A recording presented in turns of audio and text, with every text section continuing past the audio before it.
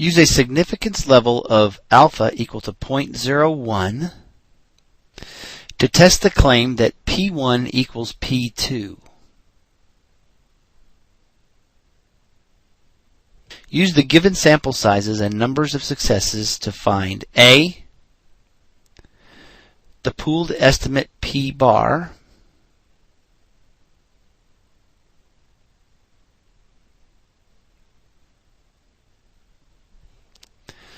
B, the z-test statistic,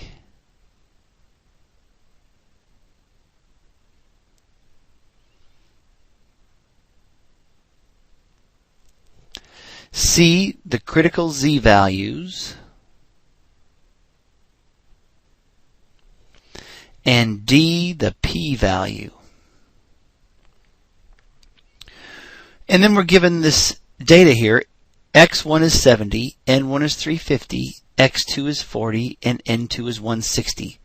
The first thing we're supposed to do is find P bar, and the formula for P bar is X1 plus X2 over N1 plus N2, which is going to be 70 plus 40 over 350 plus 160, which gives us a value of 0.2157 when we round to 4 decimal places. The next thing we're supposed to do is find the z-test statistic. Well, what we might do here is just go through the entire hypothesis testing process and find all that stuff as we go through it. So what we're doing is testing whether or not the population proportions are equal, or in other words, that P1 minus P2 is equal to 0, that there is no difference. If that's the case, then we have a two-tailed test, and we would have some critical z-values here. We have an alpha level of 0.01.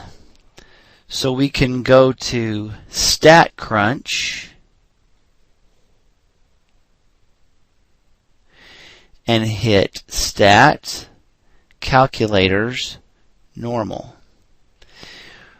We want an upper or lower area of 0.005 because we have a two-tailed test and we're splitting alpha into two tails. If alpha is 0.01, then the area in each tail would be 0.005. That's going to give us a left tail value of minus 2.576 when we round to 3 decimal places. Now, in the problem, we have choices here of plus or minus 2.575. 1.645, 1.96, not 2.576. So what we're going to have to do then is keep in mind that we're going to have to use what's given to us here, even though it doesn't exactly match what we have here. So our critical values are going to be minus 2.575 and positive 2.575. The reason they differ is because these values here were taken from a table and not from an actual calculator. So our decision rule would be if our z-test value was greater than 2.575 or the z-test value was less than minus 2.575, we would reject the null hypothesis. And the hypotheses, again, we're already told, are P1 minus P2 equal to 0 and P1 minus P2 not equal to 0. Now, these can also be stated as P1 equal to P2, P1 not equal to P2, depending on how you like to do that. So the next thing that we would look for is the z-test value, and we can get that by looking at StatCrunch.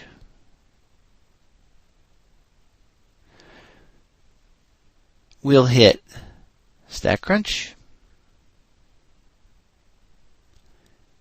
stat proportions to sample with summary.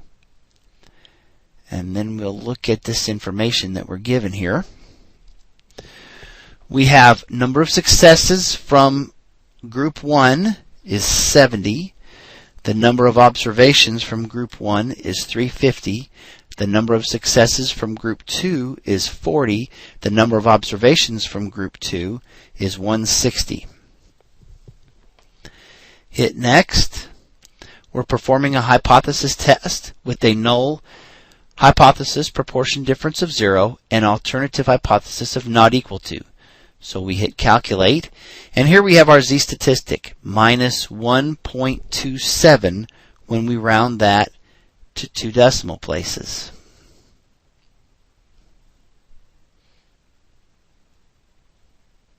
So we found the pooled estimate, p bar, the z-statistic, minus 1.27, the critical z-value, 2.575, and we have yet to find the p-value. The p-value is 0.2027 when we round to 4 decimal places.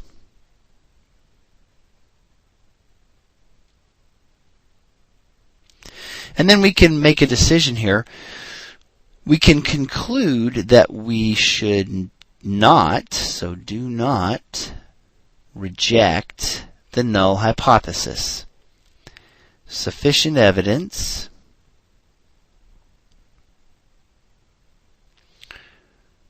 was not gathered at the 0.01 level of significance to conclude that P1 is not equal to P2.